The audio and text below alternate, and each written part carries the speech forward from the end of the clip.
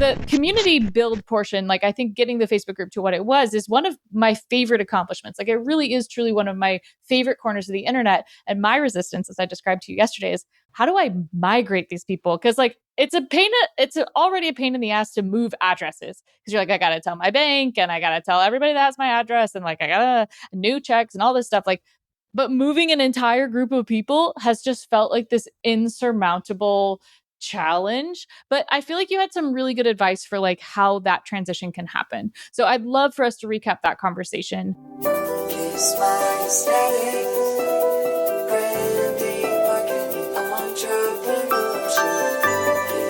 Greetings and welcome back to the Kiss My Aesthetic podcast. It's an expert episode today, which we're very excited about.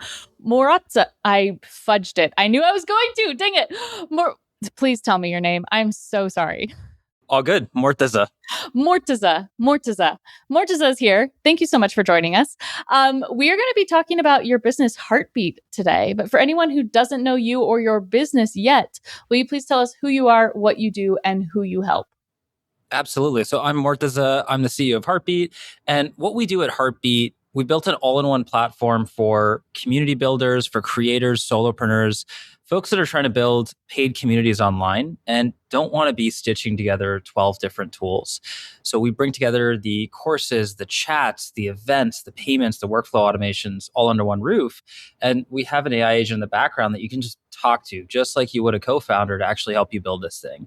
And our bigger goal is all of these solopreneurs, all these services businesses, all these creators, we want to help them build recurring revenue streams where they can build out these paid memberships and grow and scale it and build a lasting, sustainable business. What we really believe is there's an opportunity to build a Shopify just for solopreneurs, just for services businesses, and we can help make a lot more millionaires around the world.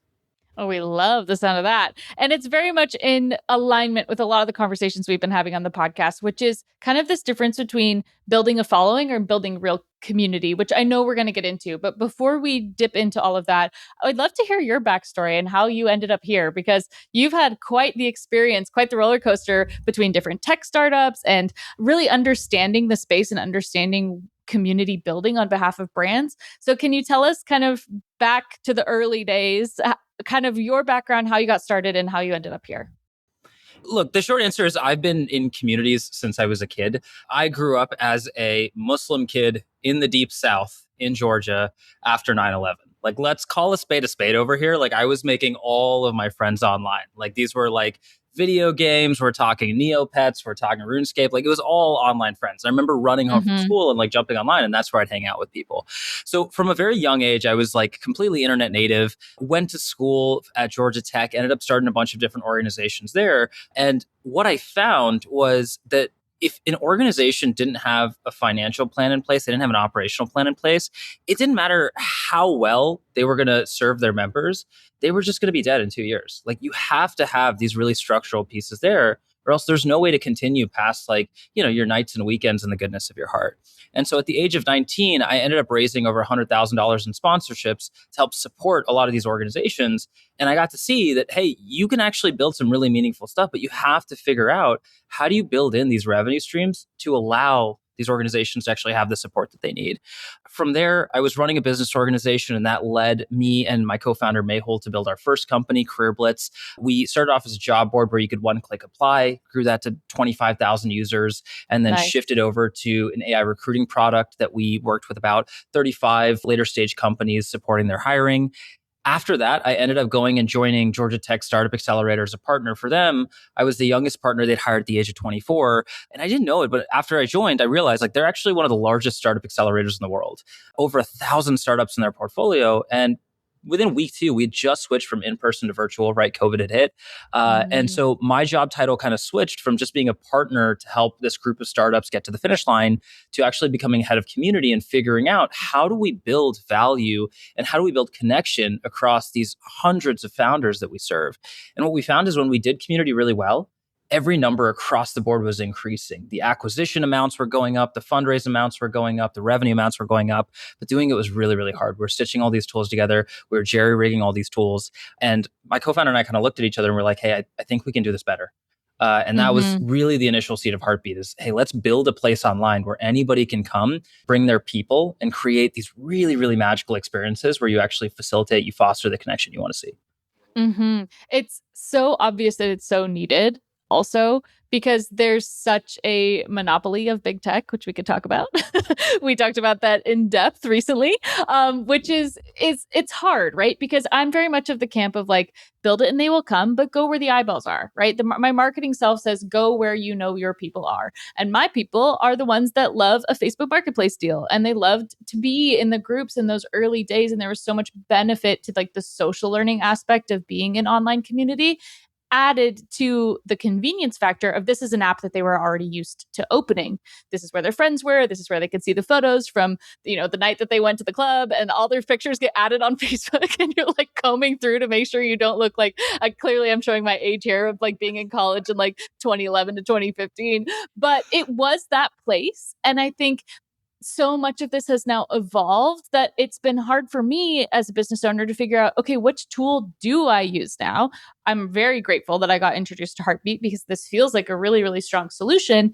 But talk to me about like the landscape. You mentioned using a lot of different tools to try to cobble together a community platform, but like, what has that even done since you started Heartbeat? How has the space changed? Yeah, I think there's two really fundamental things that have changed. Because when we were building out the community for Georgia Tech's accelerator, we had the classic tools. We had your like Sure. Slack and your Discord, and that was about it. And I remember looking at all the new tools that were out there and not seeing anything super impressive. And the two really fundamental changes, number one, when COVID hit, it just rapidly changed the way that we use the internet.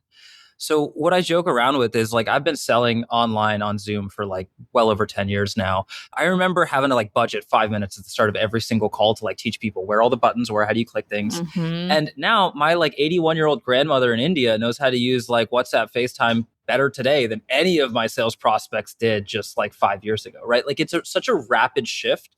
And the adoption of technology, our ability to like talk to people online, build meaningful relationships, and how we as human beings perceive those relationships, all of that's gone up and all that's changed. And so what I tell people is if you look at social technology and how it's built today versus literally, March 31st, 2021, there is such a big difference in how those are done. Or sorry, March 31st, 2020, right? But there's such a big difference in how those are done. So I think that's number one is we fundamentally use the internet in a different way than we did 5 years ago. The second thing that I would say is we used to just trust all of these social platforms to have our best interests at heart. Like, let's all jump online, let's be friends, let's hang out, let's make our groups there. And then we started seeing kind of the cracks in the wall. Like 2016 was probably the first year that everyone started really recognizing it. And then it's just been like an acceleration since then of everything that I was posting, everything that I was talking about is now being used against me a little bit. And I can feel it while I'm in there.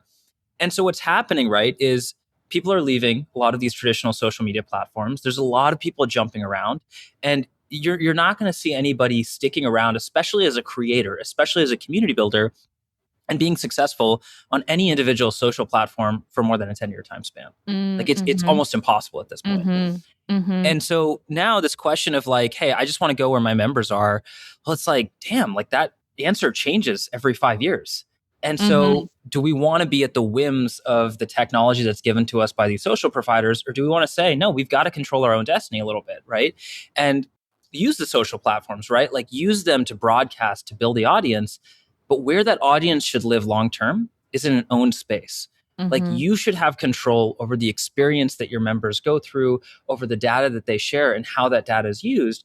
Because I think you have a lot more respect for your members and what they're doing than anybody in the leadership of these social media companies. Let's recap it. I know this is like common knowledge to you and I because we're in it, right? Yeah. But let's talk about kind of this lifespan, this 10-year lifespan of social platforms, and kind of what that life cycle looks like and why you see this mass exodus of the platforms. Like, why can't it be as good as it was in 2010 anymore, and why it will never go back to that? Because I think a lot of entrepreneurs are kind of hanging on to the hope that like, oh, well, if I just get this many more eyeballs, then this thing will be better. If I'm bigger, this will be better. If I get brands to sponsor me, it'll be better.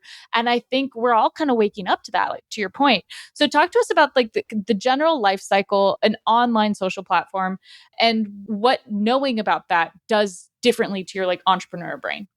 Yeah, great question. So we had talked about this a little bit yesterday. Mm-hmm. Um, where social media platforms start is, hey, let's give you as many ways to connect with other folks, and let's make it as a creator really, really easy for you to put up any kind of content and get hundreds, thousands, millions of views on that, right? So that you feel like, wow, this is a gold mine. I can really capitalize on this and I can build a following. And then as that happens, once you get past the initial curve, what tends to happen is, okay, now there's a lot of people on there. It gets really, really hard to stand out. And then what happens is you start realizing that, hey, this platform's been operating for free for so long. How are they Mm-hmm. making money? Well, you're the product, right? If anything Mm-hmm. is free, like you are the product. And now they start layering in ads, they start building more nefarious things in there, and you start realizing that everything that you've been doing is now being used against you. And every single major social media platform goes through this because like that's the common playbook, right? Is get attention, get eyeballs, build a little bit, and candidly build a little bit of the addiction of let's get our users to like, just check this every single day by muscle memory. Mm-hmm. And then let's start monetizing and running ads and juicing as much money as we can out of these folks. And what we said with Heartbeat is, hey, let's go ahead and just flip this model. Because what we believe is that if you're bringing people together online, you can do that in a way that's also like revenue positive for you, right? And you don't have to go be billing people thousands of dollars. Like we see communities that do really well charging people $5 a month, and build a space and own the data.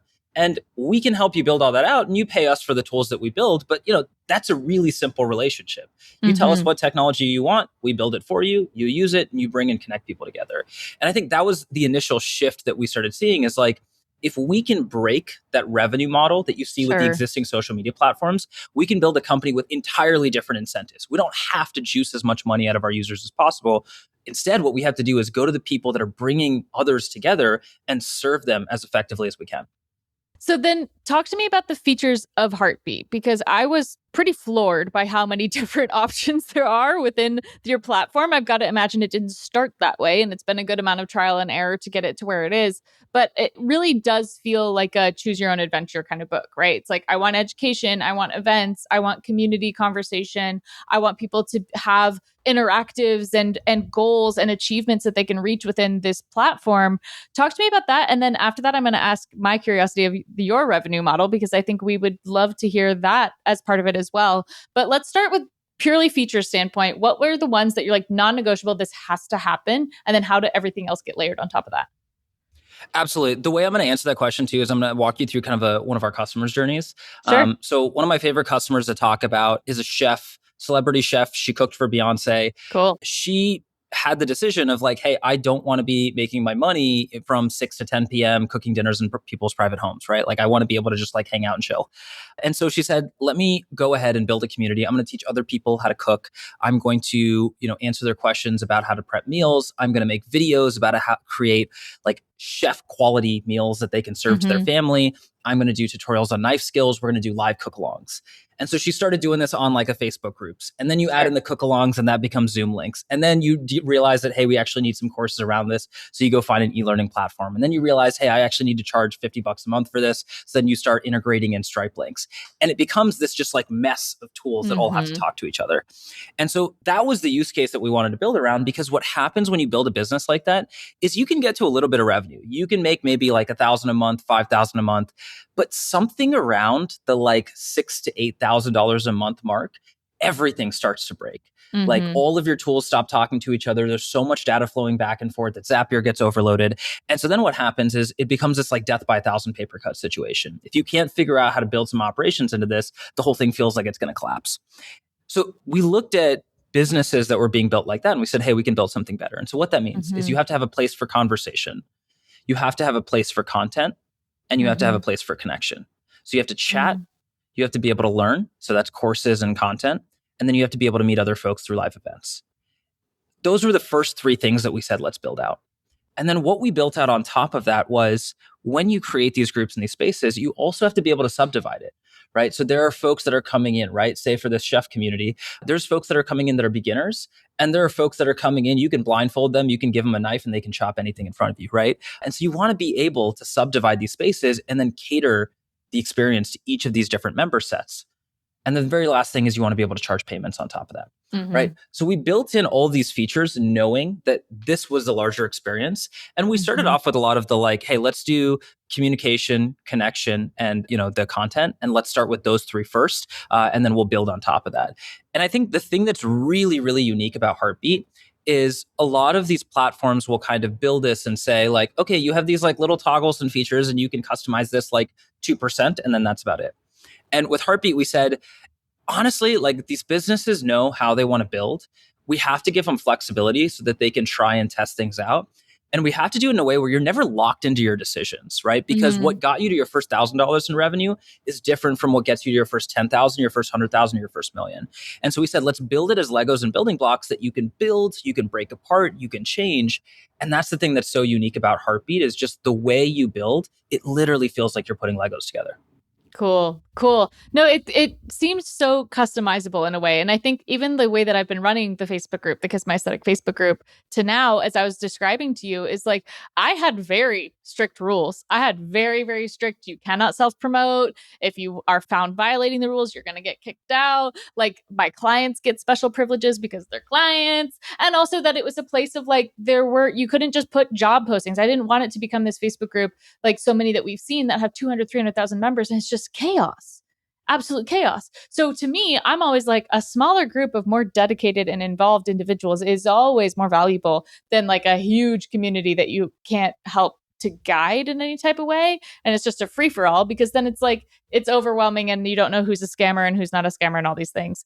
So the community build portion, like I think getting the Facebook group to what it was is one of my favorite accomplishments. Like it really is truly one of my favorite corners of the internet. And my resistance, as I described to you yesterday, is how do I migrate these people? Because like it's already a pain in the ass to move addresses because you're like, I gotta tell my bank and I gotta tell everybody that has my address and like I gotta new checks and all this stuff. Like, but moving an entire group of people has just felt like this insurmountable challenge. But I feel like you had some really good advice for like how that transition can happen. So I'd love for us to recap that conversation here. So yeah, what I'm sure you were nodding along as if like I'm not the only person that said this to you. So talk me through how that starts to happen.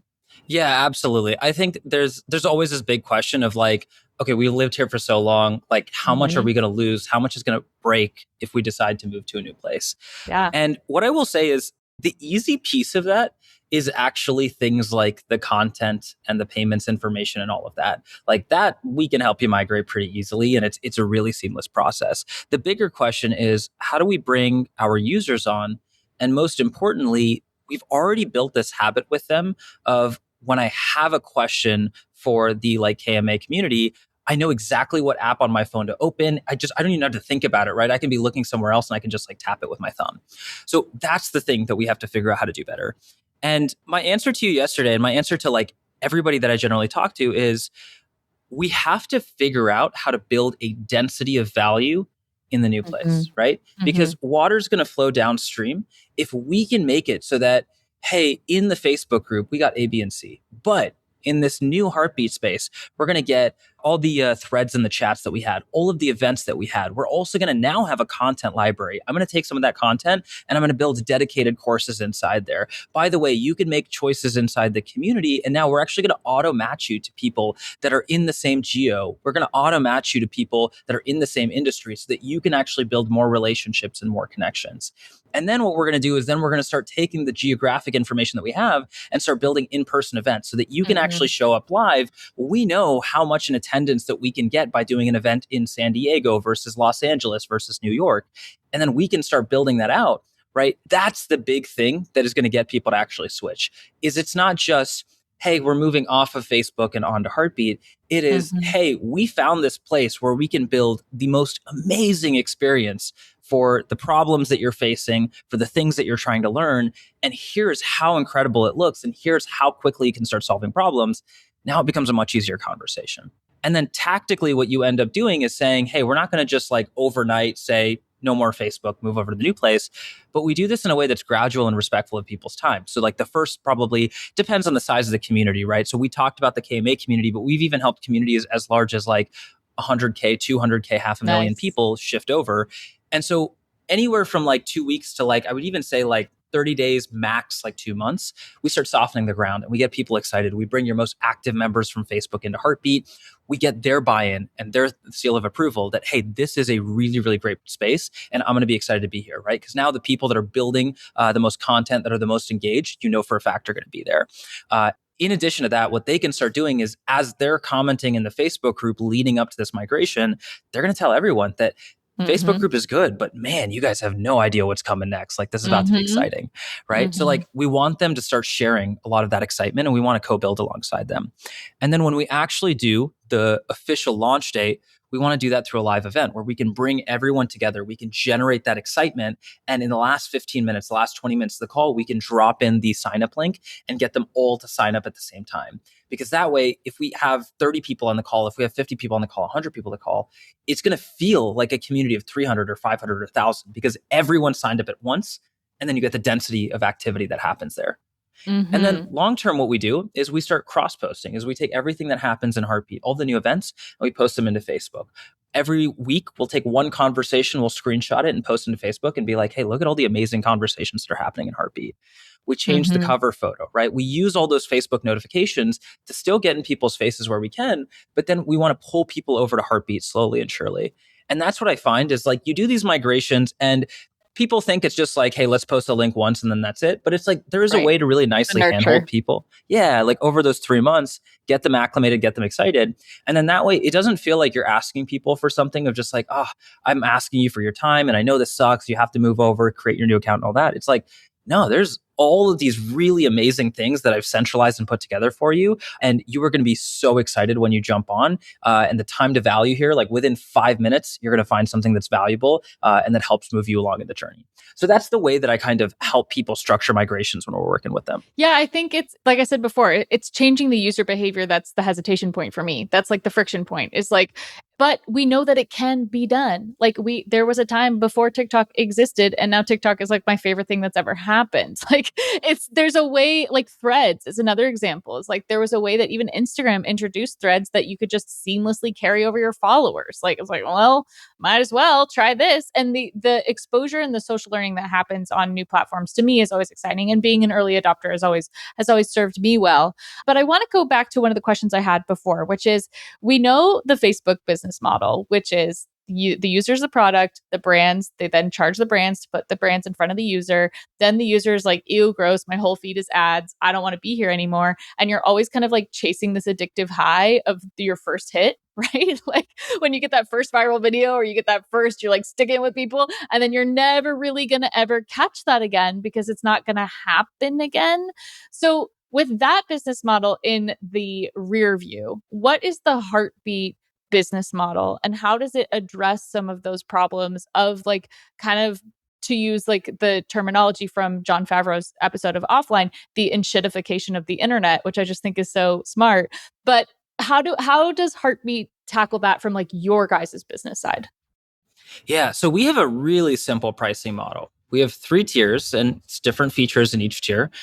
Lowest tier starts at $50 a month, goes all the way up to having your own fully branded app with your own community in there. And so it's flat monthly pricing. And then on top of that, when you process payments through us, we charge a nominal processing fee. So it's 3% at the lowest tier, 1% at the highest tier. So I really like that because that way, if you're not making money, we're not making money. It really instantly aligns those incentives of you came here because you wanted help actually starting and growing out this business, right? This is the only way that we could serve you. If we're not growing the business, like what are we doing here, right? So that's our business model. It's really, really simple. And what we really envision is a world where you can build the attention and you can build the engagement in so many different spaces. You can build it on the different social media channels. You can build it purely in person. You can build it through email newsletters, right? But to actually serve value to all those folks that you've gotten attention from, to be able to do that scalably and to be able to do that long term, you need a platform that helps you facilitate conversations, give out the content, break it up in really digestible ways, and then charge for it effectively. So that's what we want to solve with Heartbeat is a lot of our customers have been really good at getting attention. And then the scary part for most creators, for most builders is once you get the attention, man, what do you do with it, right? Because it's a moment in time and you have a shot to capitalize on it. But what are you building that is going to deliver all that value? Because you got the attention because you gave people value. How do we actually pull that out and stretch it out over a longer term. Like my Mm-hmm. take is that if you are building engagement on social media, you've got 10,000 followers, 50,000 followers, 100,000 followers, you should at minimum have a six-figure business. Hell, if you're at Agree. 100,000 followers, you Agree. should have a seven-figure business, right? We did this conference like a couple weeks ago where we took a bunch of like creators out to dinner, right? All the way from, like 20K followers to one person with literal tens of millions of followers. Nice. And I remember talking to everybody at the table. One of the questions we asked is like, hey, how do you think about making money? And pretty much everyone just beeline towards brand deals and sponsorships, and then that's it. But these sponsors are not coming to you unless you have 100K in following, right? It's like, it's such a huge gap that you have to overcome. And by that point, you should be making a lot more money. So that's the thing that I get really excited about is we've got customers that have 2,000 followers, 10,000 followers, that's it, right? But they are doing businesses that have processed over 200,000, over 400,000. We have our first business that's about to cross $1 million in payments directly through the Heartbeat platform. So there's huge outcomes that we see from these like small, really loyal followings that we want to really help people build out on. Yeah, I think that we've started to kind of flip that on its head, right? Like I think it's such an obvious tell now. In about 5 seconds, I can tell if you bought your Instagram followers. You know what I mean? Like it's the bots because it's this people who aren't educated and aren't in this space that don't have a sniff test, basically, are getting bamboozled. You're getting influenced by people that don't have the community backing that they portray that they have. And then you're buying products from them, not because they actually recommend it, but because a brand told them to say so. So like the integrity across the board has just, for me, hit like an all-time low. So how do you counteract that other than to like really do the opposite, which is like create community, create spaces for people to learn from each other, authentically help people because we're all in the business of helping people. And then if the brands follow suit, the brands follow suit. But where do you see brands using Heartbeat? Because I'm kind of in this middle zone, right? Like I've got my brand design agency, I've got a podcast, I have a community. I'm a creator in that I make a creative product and I sell a creative service, but I'm also a brand. So like it is this kind of amorphous, like blobby thing versus you look at like a Nike or a Rolex or whatever, where you could see why Nike would maybe want to make a Heartbeat group, right? For their run clubs, for their athlete information, for like paywalled content. But how do you see, or is there even a distinction on the Heartbeat side of things of like brand versus creator? Are you even labeling them as such? And where does the evolution of that go if there is this pendulum swing more towards community host and away from corporation? I don't know if that's a question, but just more of a thought exercise. It's a good question. And we work with a lot of major brands, don't get me wrong. Like one of our bigger customers is Asus, the technology brand. They have a massive community. Their PC building DIY community. The folks get really excited about like building individual, gaming rigs, graphics cards, every new like tiny product that Asus release. They get so excited about that, right? They've built out this community to not just like build and evangelize Asus's brand, but most importantly, to be able to like directly speak with and serve the customers that are the most ardent supporters of what they do, right? And I think more and more companies are recognizing that when you can press a button and generate copy, generate text, generate images, generate videos, what actually ends up winning is true authenticity, being as close as you can to your customers, to the people that you serve, and building alongside that. So for that sole reason, we've seen companies like Asus build on Heartbeat. We've seen medical journals, massive companies. We've seen healthcare companies build on top of us. So we've seen companies all across the spectrum do that to get closer to their customers. But what I will really say is I think there's something massive happening here in the small business, in the creator market. And that's where we want to spend a lot of our attention over the next couple of years, because my core belief is that you have big companies like Shopify is a perfect example. Mm-hmm. Shopify spent all of its time focusing on how do we build a phenomenal experience when you were selling products online. And so any like physical widget, anything you want to sell online, you can go onto Shopify, you can build a store, it's really easy. Mm-hmm. But if you have expertise, if you have knowledge, and you are trying to sell a service, you've basically been doing the same thing for the last 20 years. Yeah. You now can take Calendly and make a paid Calendly page, and that's about it. But how's that really different from what you were doing 20 years ago? Mm-hmm. And so our belief is that there are all of these folks, especially with when we look at the way the world works right now, right? There's $100 million workers out there, people that make money from their skills usually behind their desks, but oftentimes not, that are figuring out what do they want to build next. And it's not going to be more Shopify stores. It's not going to be more Etsy shops. They're taking that knowledge and they're productizing it via communities and paid memberships. And what we think is Shopify built this massive $150 billion company by focusing on the retail, on the product side of the market. There's an opportunity to build an even bigger business by focusing on the services side, right? I really think that the future is small businesses. It is all about how do we help every single one of these individual businesses build something massive. No, I saw the use case right away. Like we're working with I was telling you yesterday, real estate agent client, part of the larger real estate group, has developed this scope of work that really describes how he's been able to produce a video series where he goes out in the community and produces spotlight pieces like you would see on your local news, right? Like imagine you're turning on your local news and it's like this bakery just opened and this bookstore just opened and this mom and pop shop just opened or they've been open for 30 years and they're having a celebration, and he will go bring his whole video crew and his like real estate presence and his personality to go interview that founder and like really kind of reintroduce them to the community on social media. And he's done this so well. Like he's done this so incredibly well. And now the last time that I just saw him a few weeks ago, he's like, okay, how do I teach people how to do this? And I was like, listen, I got an idea. I was like, it's a 4-part video course. You have a mastermind, you have a VIP offer, you have a bite size offer, you have a free offer, but you did the thing. You did the thing by learning. You created something that nobody's created before. You have an opportunity. People are clearly invested in you and want to see you win, and they want to learn from you. And I think that is it. And I think it's so interesting to see this kind of like take off as we're seeing this like downtrodden path of online education. Because there was a hot minute, even like leading up to the pandemic, but especially in the pandemic, where everyone was launching a course and everyone was on Kajabi and Teachable and all these things. And it was just this very like, it was a get rich quick scheme for a lot of people. Some people it really worked for. But then you read the statistics, which I included in my trend report, which is like 89% of online courses go unfinished. Like there's no accountability, there's no community, there's no where's your homework, come to office hours, you're clearly not understanding the material when it's self-paced. And I think people are over that.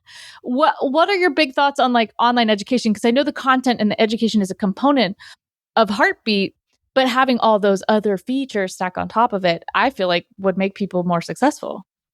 Oh, 100%. And for us, like one of our early investors was one of the founders of Udemy, Nice. the online course platform. So Yep. we got really good numerical insights about what works and what doesn't. And what you're saying is 100% true. It's just most of these courses go completely unfinished.